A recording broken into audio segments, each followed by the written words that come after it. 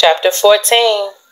It's been a couple months in this school year and a week till Thanksgiving, and me, personally, I was having an alright senior year, nothing special, just ready to graduate. Josh, he was bored. Even though he had classes and football and working at Subway, he was bored for weeks. He wasn't doing anything with his spare time, just sitting watching TV. He was also lonely. I could tell without even asking, because when he gets lonely, he brings out that old, dusty, dingy sheet of paper with all the past girls. I call them victims. He saw one of the girls recently. He finally talked to me and said he was most happy when he was in his sophomore year. He had every girl he wanted, and even though he was still alone at the end of the day, he blocked the loneliness and numbed it with sex. Now, he has had all the fun he wanted, and he was looking for something more. He really missed Royal, but she really did make him happy, but still not enough to go back.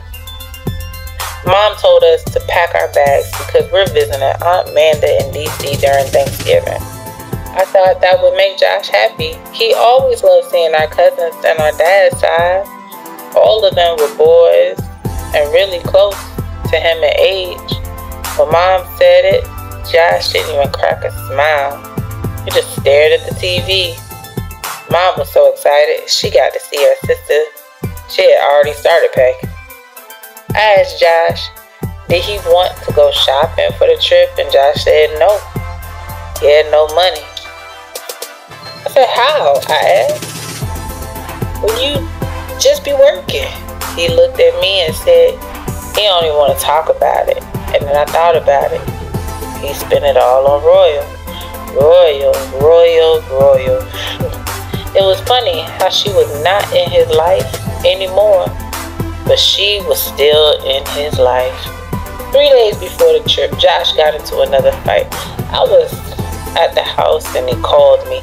I picked him up at the gas station. I didn't ask any questions. What I don't know won't hurt me. He asked, would I take him to Derek's house? Just lay low for a couple days till we go on vacation. I dropped him off. He had a couple scratches and then, a couple bruises, but nothing serious. I guess he didn't want mine to know, and he needed his friend. I packed Josh's luggage for him and didn't see him till we picked him up on Thursday morning for the airport. Josh loved the window seat, and that's what he got. He just looked out the window and chewed gum the whole flight. We arrived at Aunt Amanda's house around 11 that afternoon. Ma and Aunt Amanda took off to discuss old times, I guess. Josh and I walked around the house. Her house is not far from a mansion. Has everything but its own zip code. Has an indoor pool that became an outdoor pool, game room, huge backyard with a man-made pool that looked like real waterfalls. She also built an attachment that had screens and windows instead of walls, and the view was real beautiful.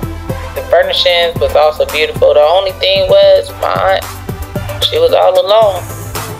She was married but divorced a year later and bought the house. She has no children, so I'm pretty sure she is lonely all the time. Besides the get-togethers she's always putting together in her spare time. The week we were in D.C. went by so slow, but it was a good thing. I felt like Josh and I got very close, but he scared me. That's when he told me what I've been wondering for months. He told me he was starting to have trouble in school. His grades started slipping. He felt he was becoming antisocial, and I could tell because I really saw him in school, and I rarely saw him anymore.